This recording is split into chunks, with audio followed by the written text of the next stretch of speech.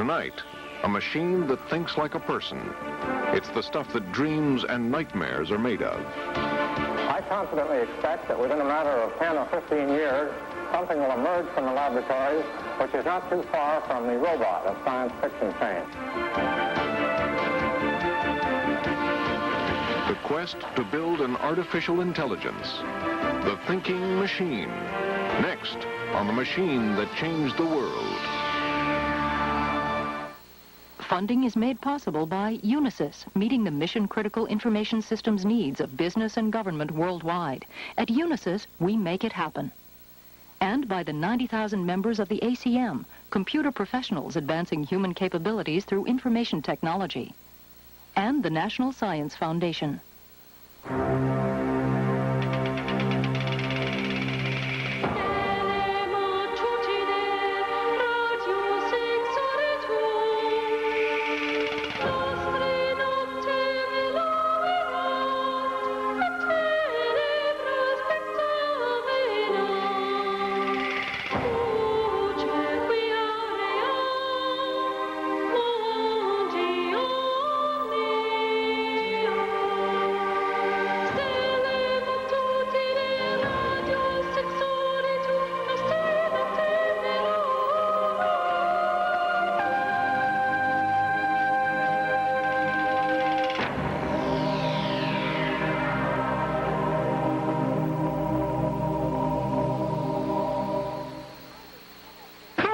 Different from a computer. What else do we have? It's not human. That's right. Wait. You're human, but a computer isn't human. That's what I said. Right. People don't have buttons that a computer does. You have buttons on your shirt. Can the computer think? Yes. How many people think the computer can think? The issues this class of kindergartners are struggling with have exercised some of the world's smartest minds during the 40-year history of the computer. I'm doing snow. For computers are not like other machines. Their ability to manipulate concepts gives them a mind-like quality. And from the very beginning, some people saw them not as a calculating device or a mental aid, but a thinking machine. The thinking machine. Hello again. With me tonight is Professor Jerome B. Wiesner, Director of the Research Laboratory of Electronics at MIT. Dr. Wiesner, what really worries me today is what's going to happen to us if machines can think. And what interests me specifically is, can they? Well, that's a very hard question to answer. If you'd asked me that question just a few years ago, I'd have said it was very far-fetched. And today, I just have to admit I don't really know. I suspect if you come back in 4 or 5 years, I'll say, sure, they really do think. Well, if you're confused, Doctor, how do you think I feel? We're just really beginning to understand the capabilities of the computers. I've got some film to illustrate this point, which I think will amaze you.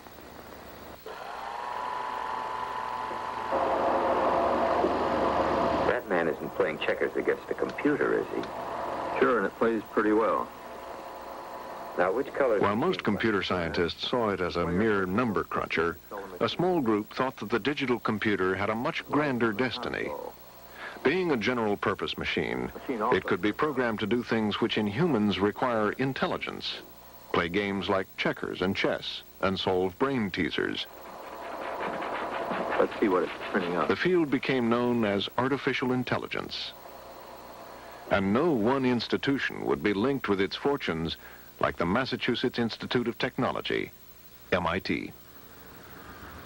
In 1958, two young mathematicians, Marvin Minsky and John McCarthy, set up a department to explore this exciting new intellectual frontier. They attracted a series of brilliant students. One of the first, Jim Slagle, got the idea of programming the computer to solve problems in freshman calculus. Our problem boils down to integrating a complex function, which is, at least it's most easily done in complex notation. Jim Slagle decided to write a program which would try to solve the kinds of problems that MIT students do in the first year calculus mathematics. And the problem was doing what we call symbolic integrals. And he wrote a program which consisted of more or less 100 kinds of rules or suggestions. The machine would try various ones, and then it would use the special set of rules. I called them rules of fear. If the thing got too complicated, it would say, that's no good, it's too complicated. But if it seemed to be getting simpler, it would follow it further. Well, the amazing thing, and this was 1960, just a couple of years after we started, the thing got an A on the MIT exam, and it was frightening. It was doing as well as the average student, or maybe slightly better. These first small exercises in artificial intelligence had turned out so well that hopes for the future were very high indeed.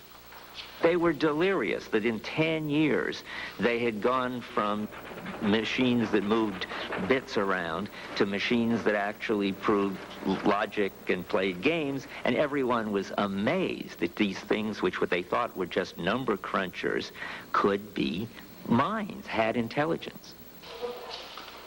Thinking intelligent thoughts is a mysterious activity. While the brain, the hardware which enables us to think, is physical, philosophers have tended to locate our mental activities in a different abstract realm that we call the mind. Let's close our eyes and imagine that we're on the moon. Close your eyes now. Keep your eyes closed. Now imagine you're not on this planet Earth, but at a school on the moon. Okay? Now all of you live on the moon, and you live in moon houses, and there the mind is a place where we can hold and manipulate ideas as if they were real things. Are we all on the moon now? Yeah. Living in moon houses? Yeah. Getting ready to go to the Moon Montessori school? Yeah. What kind of a house would you live in there? I know what is a white house and red window. And no window there. What clothes do you wear there? The ideas can be about real things we know about the world from our senses, but they can also be completely imaginary, dealing with worlds we have never seen. A computer, too, can conjure up worlds both real and imaginary.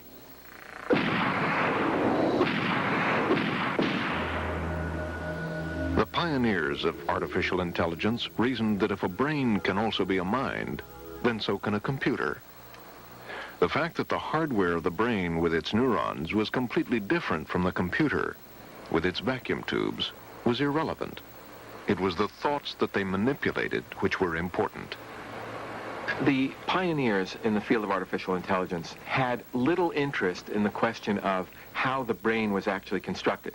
That is, they viewed and continued to view the mind as something different from the brain. The mind is a symbolic processing entity. The brain is, so to speak, the hardware on which the mind runs. Mind is analogized to software.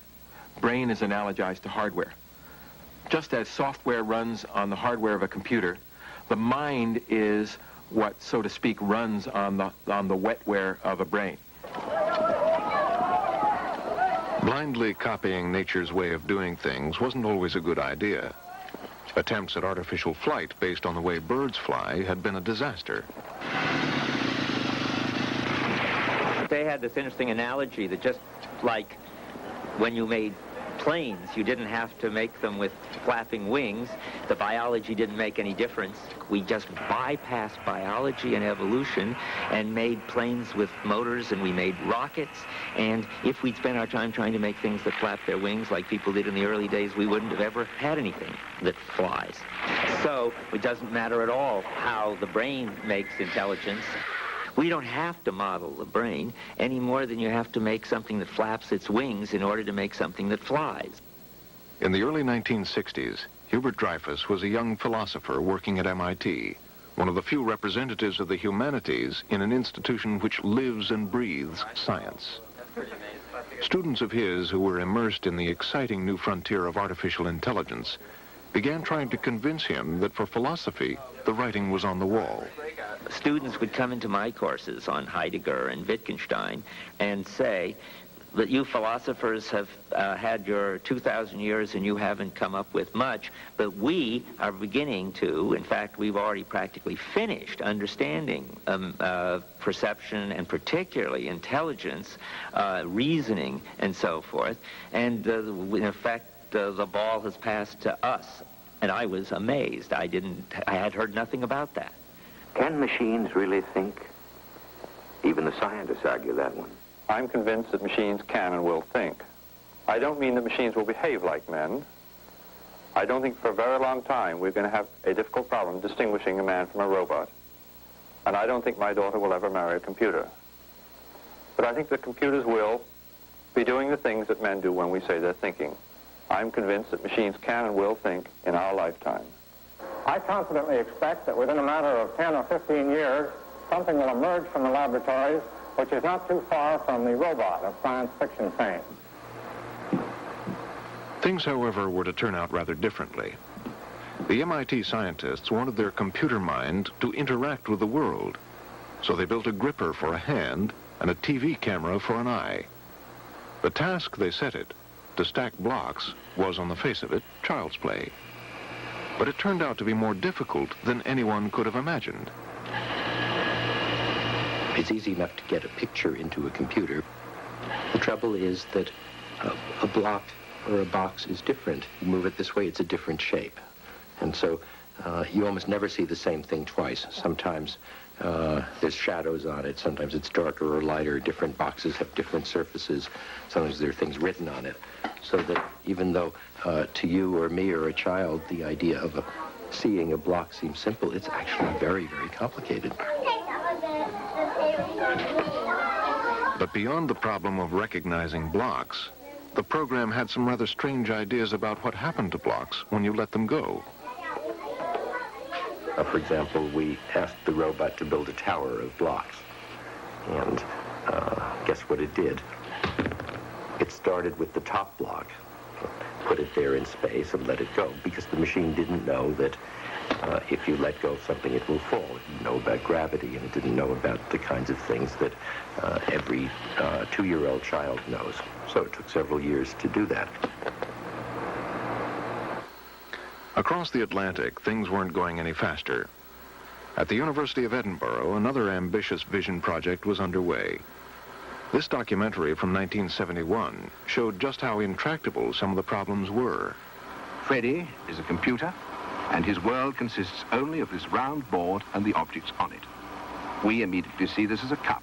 Now the computer tries. After the first phase of processing, we have something which looks like this. The computer has sorted out the 4 major regions.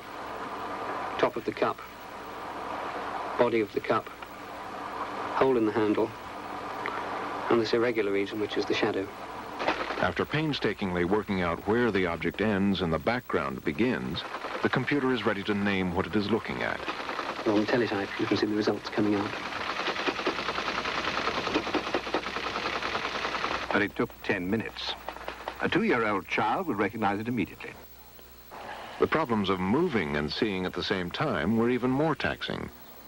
At Stanford in the early 70s, Hans Moravec bravely tried to get his cart, a wagon connected to a massive computing engine, to cross a space avoiding objects in its path. Each flash represented 15 minutes of thinking time, which tied up the department's computers.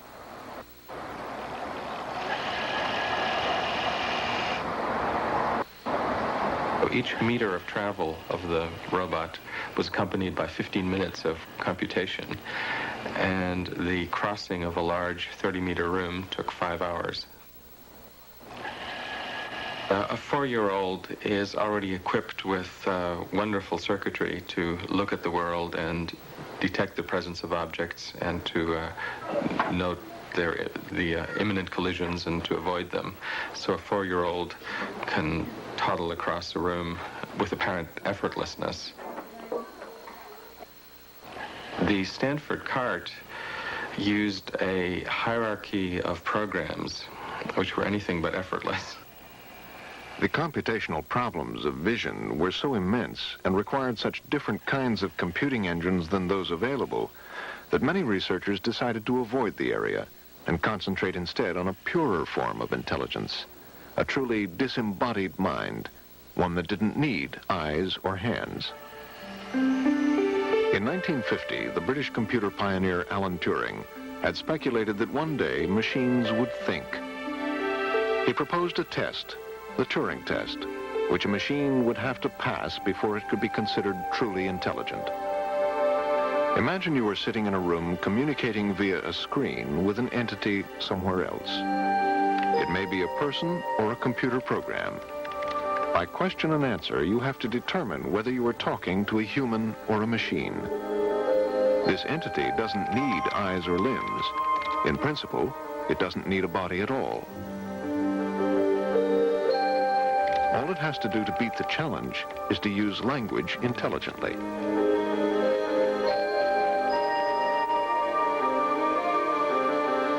One of the first computer programs which sought to use language convincingly in this way was Joseph Weizenbaum's program ELIZA. Here is a conversation between a computer, the capital letters, and a person. How do you do? Please tell me your problem. Women are all alike. In what way? They are always bugging us about something or other.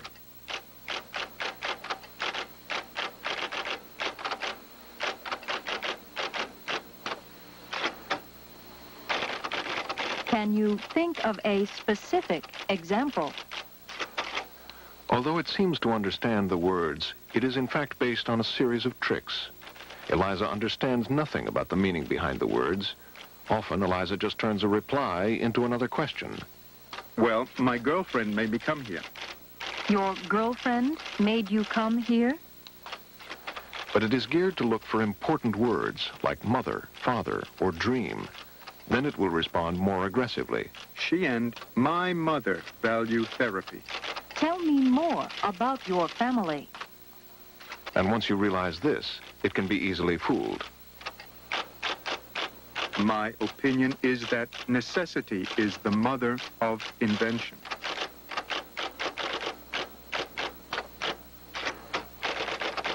Tell me more about your family. Such a program could not possibly pass the Turing test and could not be said to use language intelligently. Eliza was a light-hearted foray into a field which was full of difficulty, for remarkably, it would turn out that the human ability to understand spoken or written sentences was vastly more complex than solving calculus problems. Even if you take a simple everyday sentence like, Mary saw the bicycle in the store window, she wanted it. It might refer to the bicycle, the store window, the store, and which it refers to depends not so much on English as on your knowledge of what people want and don't want. If I had said, she saw the bicycle through the store window, she looked at it longingly and pressed her nose up against it. That second it probably refers to the store window and not the bicycle. Now you have to bring in knowledge of human anatomy and the fact that people emotionally like to be near things that they want, even if they can't have them, and so forth. They hadn't reckoned with ambiguity when they set out to use computers to translate languages. A $500,000 supercalculator, most versatile electronic brain known, translates Russian into English. Instead of mathematical wizardry, a sentence in Russian is to be fed in... One of the first non-numerical applications of computers, it was hyped as the solution to the Cold War obsession of keeping tabs on what the Russians were doing. Claims were made that the computer would replace most human translators. At present, of course, you're just in the experimental stage. When you go in for full-scale production, what will the capacity be? We should be able to do about, with a modern commercial computer, about 1 to 2 million words an hour. And this will be quite an adequate speed to cope with the whole output of the Soviet Union in just a few hours computer time a week. When do you hope to be able to achieve this speed? If our experiments go well, then perhaps within 5 years or so. And finally, Mr. McDaniel, does this mean the end of human translators? I would say yes for translators of scientific and technical material, but as regards poetry and novels, no, I don't think we'll ever replace the translators of that type of material. Mr. McDaniel, thank you very much. very much. But despite the hype, it ran into deep trouble. This straightforward Russian passage poses no trouble for a human translator. In the present paper, we propose using matrix Boolean algebra, and we describe some results which we have already obtained in this way. But when it was given to a computer, this was all it could come up with. In our 2-4 present genuine article writing clause, to be offered, to be proposed, please suggest, for investigation, research, analysis, exploration, paper, essay, such so a sort of sort-time family gens gender, to utilize to take advantage of matrix Boolean algebra and n to be described row series, result gotten in at into 2-4 on n, this direction trend order permit. Humans all over the world, even though they have never met, even though they have different languages and traditions, share a vast amount of common knowledge. Knowledge of what human beings are and what they strive for, their goals and beliefs, their sensitivities and fears. Before they could translate or understand languages, computers would have to know these things, as people do. We are so good at using and understanding language that before computers came along, we never realized just how difficult the task was. Language is just full of ambiguity. What words mean depend on their context. Imagine the problems an alien from outer space would have understanding these newspaper headlines. What kind of pattern are the police looking for? Is this about breakfast food or Britain's Labour Party?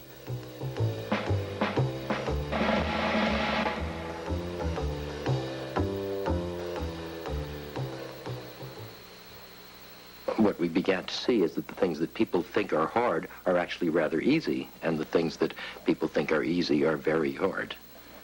We could do the calculus with just a few hundred pieces of program, but to learn language, to recognize faces, to walk, and to put your clothes on and do the kinds of things we expect every child to do, we still can't do with the robots of and the AIs of 1990.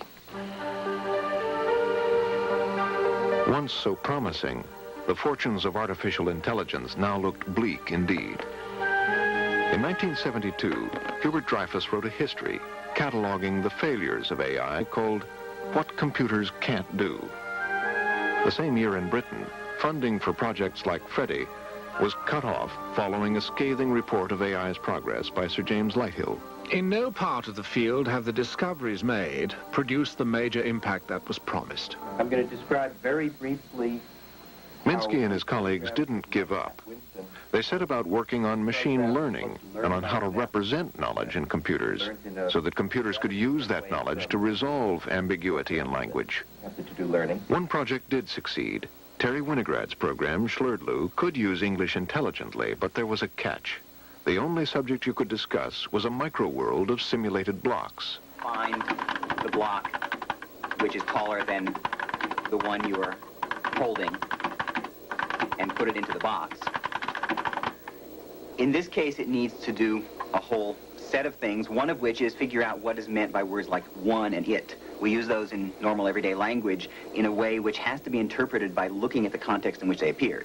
In this case, it types back out, by it, I assume you mean a block which is taller than the one I am holding, which is only one of several possible things I could have meant, and needed to use a set of rules of thumb about how people use words like that in order to decide, in this case, which one I intended. Despite Winograd's achievements, people outside AI circles were not impressed. Some predicted that artificial intelligence was doomed. But AI would not die out. In the dark years ahead, this man, Edward Feigenbaum, would somewhat restore AI's fortune. He realized that while micro-worlds might not be very large, they might be large enough to be useful. He reasoned that the intelligence displayed by experts, scientists, doctors, specialists, might be as easy to capture, if not easier, than a world of simulated blocks. Feigenbaum started with the expertise chemists use when reading a mass spectrograph trace like this, and interpreting it as a three-dimensional structure like this. Feigenbaum and his colleagues captured the rules in a system called Dendrol. Now a computer program was expert in a small area of chemistry. Other so-called expert systems followed, like this one, which simulated how geologists find mineral deposits. All kinds of areas of medicine and science where the knowledge used was deep but very narrow succumbed to Feigenbaum's approach.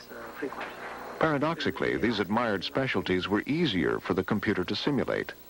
There was much less ambiguity, and they were not very large. When you actually codify this knowledge and put it to work, it turns out that you can achieve expert behavior in useful but narrow areas with a few hundred pieces of knowledge, maybe a few thousand pieces of knowledge.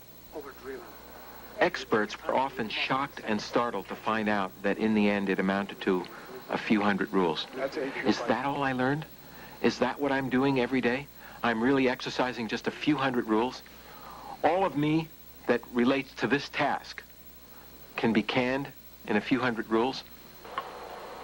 But where a human expert knows many things outside his specialty, the same is not true of an expert system.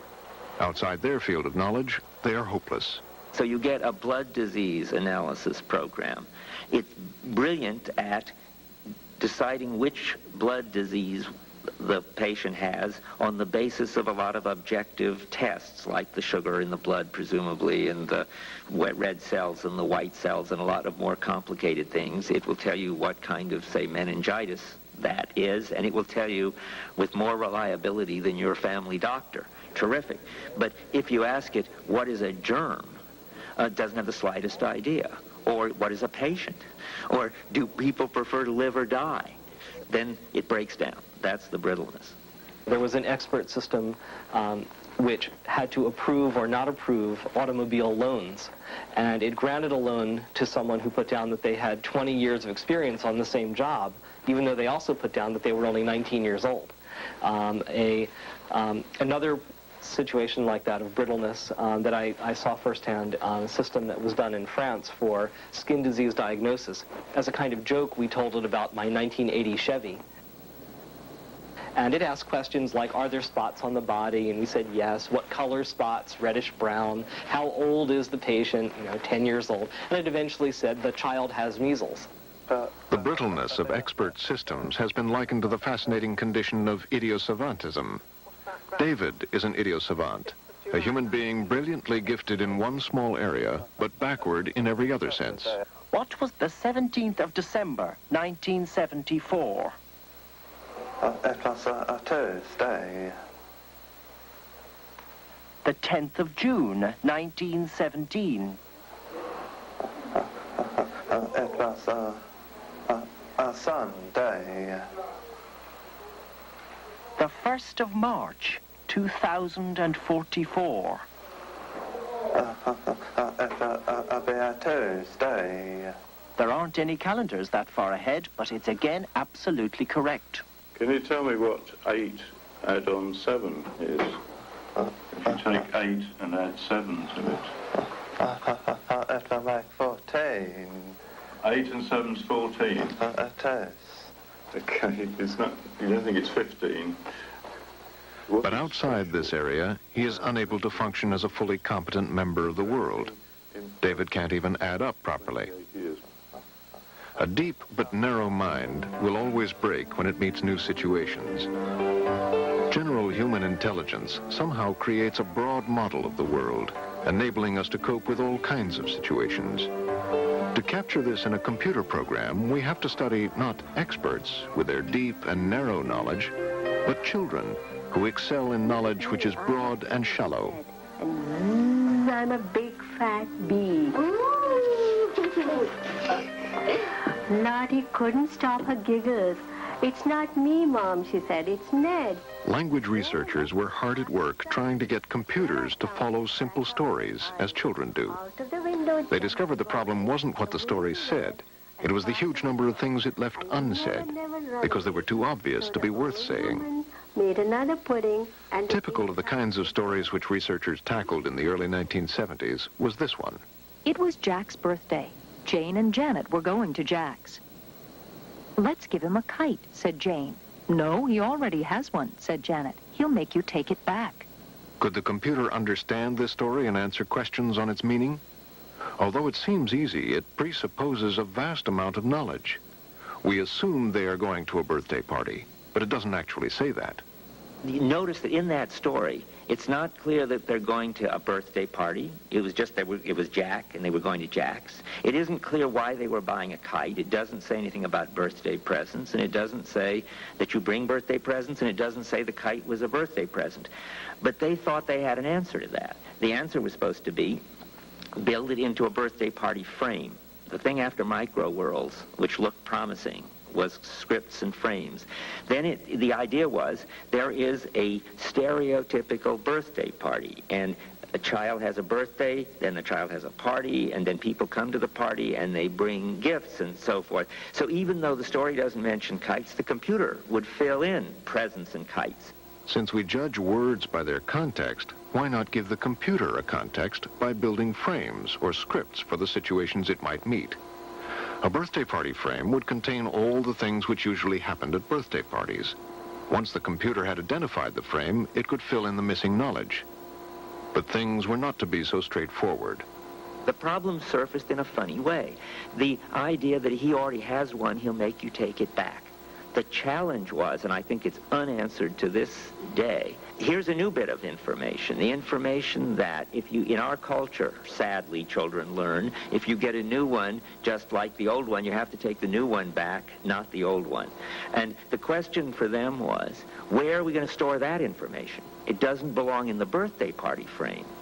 It doesn't belong in the department store frame. It's general background knowledge. The horrible thing, general background knowledge, reared its head. And then when I heard it, as I usually did, I saw worse things. It occurred to me that the principle, if you have one, you don't want another one just like it, is not much of a strict rule. It doesn't apply to dollar bills. It probably doesn't apply to marbles or cookies. So the principle has got to be something like, well, everything else being equal, if you got one, you don't want another one just like it. But, of course, in the everything else being equal is the whole common sense knowledge problem again. Because what is everything else, and how equal does it have to be?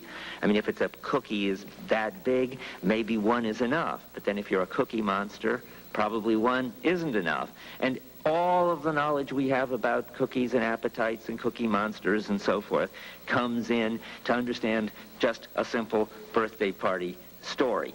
And so that looked bad.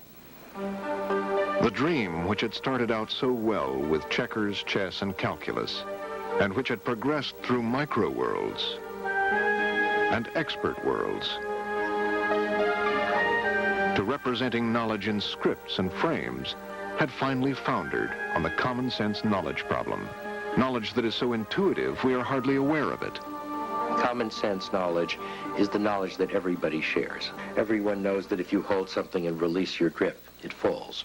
They don't know about gravity, but they know that this is common sense. There's no person that you can communicate with who doesn't know the same things you do about space and time and social relations and geometry and language and whatnot.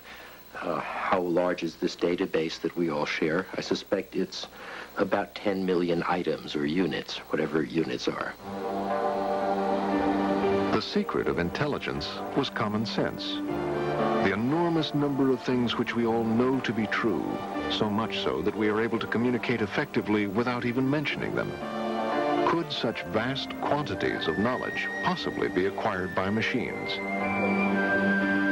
We learn these millions of things as children growing up. Could machines learn like people? Scientists had long been interested in machine learning. But computers made very bad students because they started out from such a low level. Learning has the property that we learn at the fringe of what we already know. We learn that this new thing is similar to something we know already, and here's the difference. So the more you know, the more and more quickly you can learn.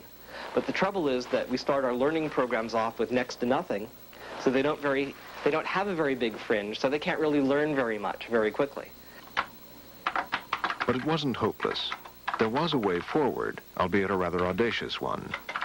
Lennet believed the only hope was to painstakingly feed the computer the millions of things it needed to know, so that it would be able to understand language and learn by itself. In 1984, he set up a project in Texas to do just this.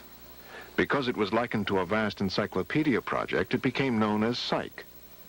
The task was, however, not to make an encyclopedia, but to input the kind of knowledge which is not in encyclopedias because it is too obvious to include.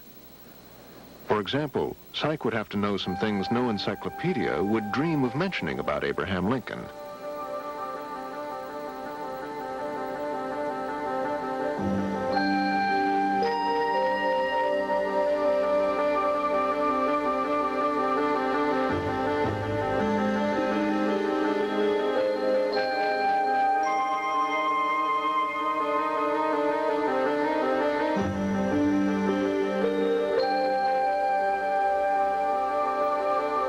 The Psych project was the ultimate test of AI. If it was possible to build an artificial mind, this apparently was the only way to do it. Before a computer could understand language, before it could learn, it had to be given millions of pieces of common sense. But critics said Lennett's ambitious 10-year project would never work because knowledge alone was not enough. Real common sense, they argued, depended on having something no computer possessed, a human body.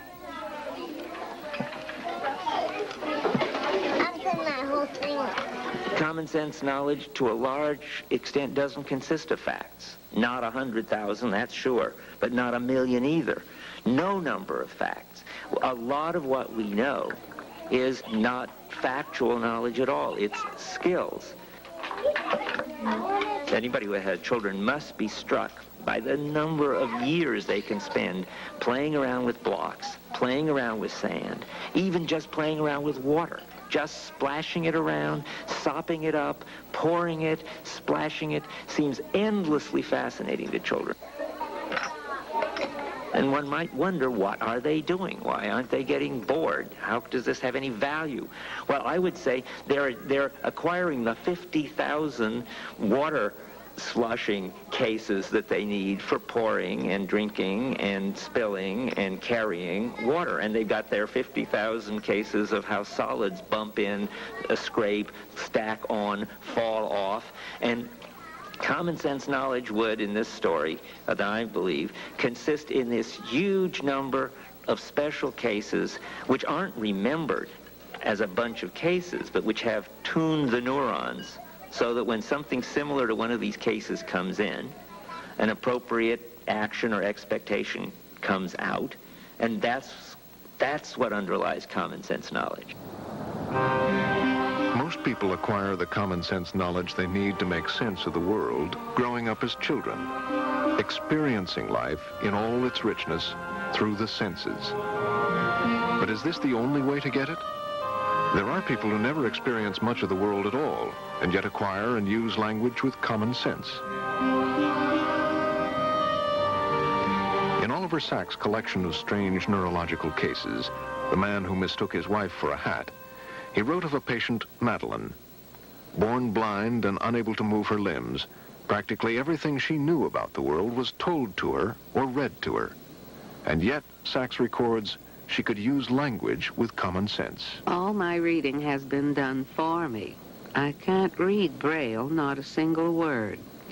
I can't do anything with my hands. They're completely useless. If Madeline succeeded where computers have so far failed, it wasn't because she experienced what the words meant. The limited experience she did have was processed with an organ far more complex than any computer, her brain. The pioneers of AI had argued that they didn't need to know the way the brain worked any more than the first aviators needed to build planes with flapping wings. But some critics had never accepted this analogy, arguing that when it came to thinking, the only way to do it was nature's way. Perhaps to build an artificial mind, you had first to build an artificial brain. The human brain is not like a computer. It is made from billions of neurons connected together in thousands of ways. Experiences which come in through the senses trigger electrical signals to pass between the neurons. Patterns and regularities perceived by the senses are therefore remembered as similar patterns of neural discharges. The brain is awesomely complex. But from the early 1950s, some scientists pursued the idea of building an artificial brain to try to imitate how the brain's network of neurons learned. In the brain, experiences are recorded as the strengths of the connections between neurons. A new experience coming in through the senses changes the strengths of the connections. The pattern is then subsequently remembered. Other experiences set up other patterns. In the 1950s and 60s, scientists built a few working perceptrons, as these artificial brains were called. He's using it to explore the mysterious problem of how the brain learns. This perceptron is being trained to recognize the difference between males and females. It is something that all of us can do easily, but few of us can explain how. To get a computer to do this would involve working out many complex rules about faces and writing a computer program. But this perceptron was simply given lots and lots of examples, including some with unusual hairstyles. But when it comes to a beetle, the computer looks at facial features and hair outline and takes longer to learn what it's told by Dr. Taylor. Andrew Cruikshank's wig also causes a little heart-searching. After training on lots of examples, it's given new faces it has never seen and is able to successfully distinguish male from female. It has learned. While promising, this approach to machine intelligence virtually died out. But in the late 70s, as AI's problems seemed insurmountable, it underwent a revival. The modern perceptrons are called neural networks, and the people who build them are a growing movement called connectionists. Neural networks model the brain, not the mind. They are small learning machines. And at universities all over the world, connectionists are seeing how much they can get their neural networks to learn. This vehicle is being driven by a neural network. The network hasn't been programmed. It has learned by itself how to keep the vehicle on the road. It's recovering. Okay, very good. I won't try and go any faster.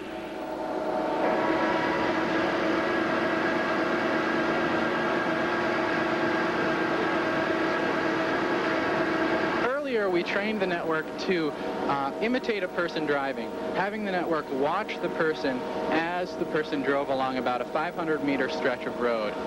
Now the network has taken over for itself. You can see that down here at the bottom of the image, this square represents the image being fed into the neural network as input. The network has basically learned to key on the position of the white line and the edge of the road to determine where the road is and hence in what direction it should steer. All right. Okay, here comes a shadow. This should be interesting. See how it deals with this. It seems to be doing okay. Looking good, Dean. Yeah, things are going well. While neural networks are superficially appealing, the tasks which nets can so far conquer are a far cry from common sense.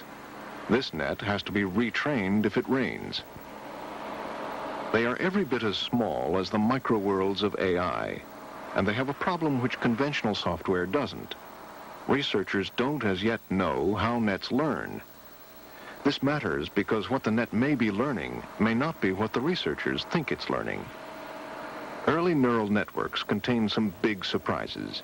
They took a lot of pictures of tanks more or less hidden behind trees and trees without any tanks behind them. And they trained a connectionist net to distinguish very clearly between the set of pictures where there were tanks and the set of pictures where there weren't tanks. And it worked wonderfully. And then they went out, and they trained it on those two sets, but they wanted to know, of course, whether it could do new ones that it hadn't seen before. Well, first they gave it further ones that they hadn't shown it from the set of tanks, and it got them. And further ones from the set of trees without tanks, and it got them. But then just to make sure, they went out and took some more pictures and gave them to the connectionist net, and it failed completely. And then the solution turns out to be that all the pictures with tanks in them were taken on a sunny day, and the picture without tanks were taken on a cloudy day. And what the net had learned to discriminate was how forests look in cloudy and sunny days. Now, no human being seeing big tanks behind some trees and not behind others would find that the similarity between the scenes was whether it was cloudy or sunny, because the way we're tuned, I mean, the similarities go with whether the tanks are there or not. But nets, any old thing counts as similar. My cat is in love with a rat. The prospect for tiny neural networks to capture something as elaborate as common sense is a very long-term one, as connectionists are the first to admit. The nearest they have come to human speech is to get a network to learn to associate patterns of letters with their sounds when read aloud. And my sheep will not sleep. There is a way to end. The network was called NetTalk. Join the fun. You're going to hear first what the network sounds like at the very beginning of the training. And it won't sound like words, but it'll sound like attempts that will get better and better with time. The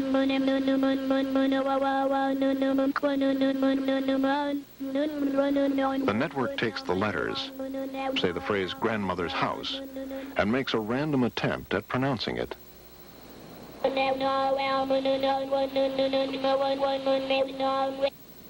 Grandmother's house. The phonetic difference between the guess and the right pronunciation is sent back through the network. Grandmother's house. By adjusting the connection strengths after each attempt, the net slowly improves. And finally, after letting it train overnight, the next morning it sounds like this. Grandmother's house. I like to go to my grandmother's house. Well, because she gives us candy. Well, NetTalk understands nothing about the language. It is simply associating letters with sounds. But at least connectionists have made a start getting neural networks to imitate some of the many things human brains do in recognizing patterns and navigating the world. Today's neural networks are very small, but attempts to make networks bigger than a few hundred neurons backfire. The training time explodes. The brain, with its 10 million neurons, has somehow managed to solve the problem. And the way it has solved it is instructive. It is not one big general-purpose machine, but a collection of many special-purpose machines. In the normal brain, the machines for language, vision, movement, and so on are beautifully coordinated. Somehow, the brain has managed this task of integration. And from this integration emerges our general-purpose intelligence and common sense. We might have to understand how nature builds and coordinates her many micro-machines before we can build an artificial version. It is a task which might take centuries to unravel. While so far AI is mostly a history of fascinating failures, there is a rich legacy of practical, specialized applications which bear its name. It has produced programs which play chess as well as all but the very best players. It has produced expert systems which can do some of the things people dreamed about in restricted domains. United Airlines Flight 3 leaves New York. Rudimentary robots which carry trays around hospitals are starting to appear.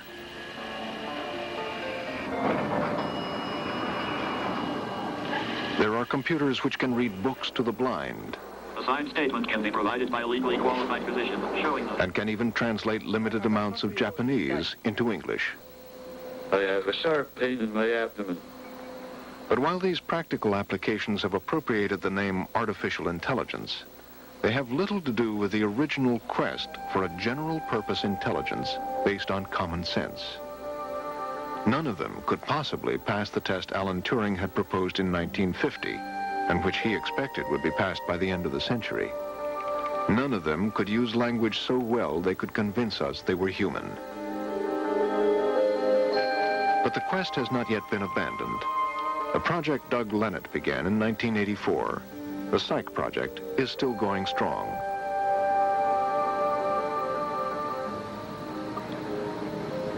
And Lenat thinks he has a good chance of success. You can think of this as mankind's first foray into large-scale knowledge engineering.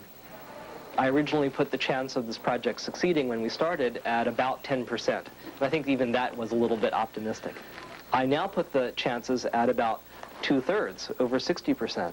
And the reason why I'm a lot more optimistic now has to do with the the ways in which we have overcome the various tar pits, the potential thorns that might have snagged us along the way. There are all sorts of topics that we've had to deal with: time, space, causality, belief, emotions, rationality. And each one of them has had a whole community of researchers dedicating their life to formalizing, to studying, to codifying. Lennet and his team, who call themselves cyclists, are hard at work trying to capture the world piece by piece, trying to build a mind which knows enough so that it can understand language and learn. Humans transported, okay. That's logical.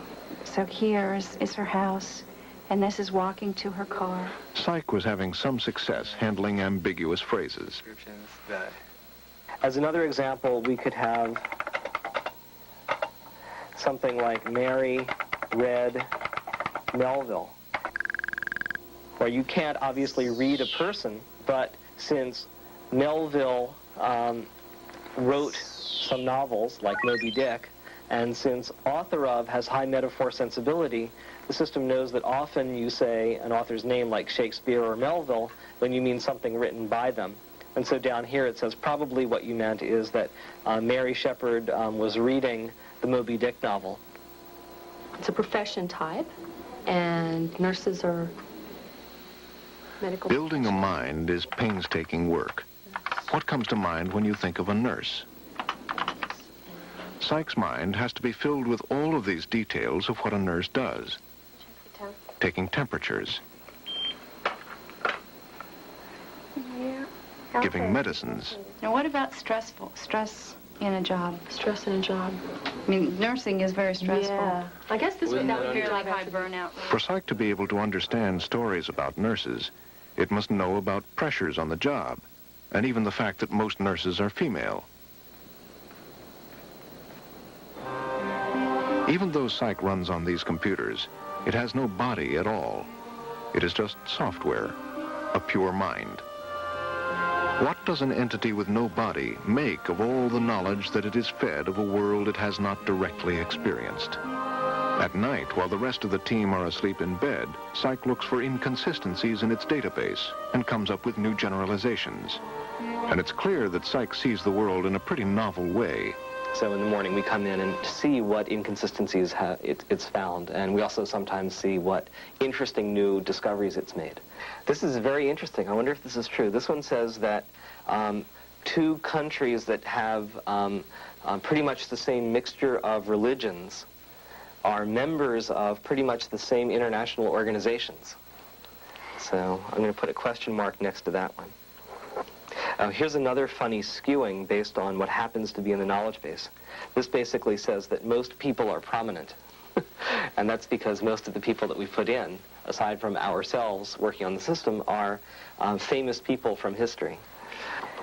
This is actually another funny sort of misunderstanding, where it's been told about Fred while he was shaving in the morning. And it's reached a kind of subtle problem where, on the one hand, it's decided that Fred, while he's holding the razor in his hand, has some electrical parts. But on the other hand, it believes that people don't have, in general, electrical parts. So it's trying to ask something here like, is Fred still a person while he's shaving? Listening to Psych, one gets the feeling not of a developing child, but an alien intelligence who knows a lot, but has a bizarre view of the world. But what would Psych have to achieve to convince skeptics like Dreyfus it was really intelligent? I would say if the Psych project could understand stories of the sort that 4-year-old children could understand, I'd be very impressed. I would think it had succeeded in showing that a great deal of intelligence could be captured in a totally disembodied way. Okay, great. If it fails, then I think symbolic AI is finished. It's tottering already because there's only that project really that seems to offer any hope. AI is finished for as many hundreds of years as it takes before we understand this mysterious thing that our brain does and how it does it. But if it succeeds, the potential may be breathtaking. The psych bet, even though it was a high-risk bet, is a high payoff bet. And if and when it succeeds, the payoff will be in the form of passing the Turing test, of general natural language understanding, of powering machine learning programs to go off and learn some things that are unknown to humanity at the present time. If you look at the psych system that we're describing as a kind of mental amplifier, as an intelligence amplifier, then I think you'll see that using it, you'll be able to do things in a few decades that today people can't dream of doing.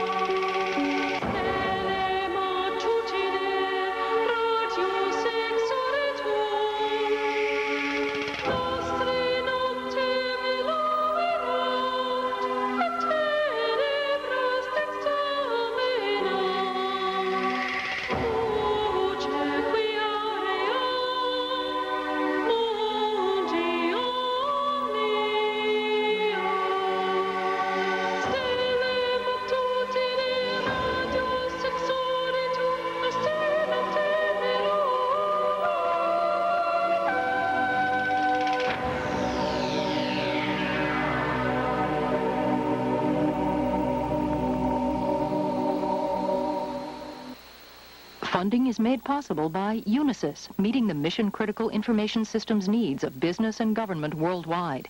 At Unisys, we make it happen. And by the 90,000 members of the ACM, computer professionals advancing human capabilities through information technology. And the National Science Foundation.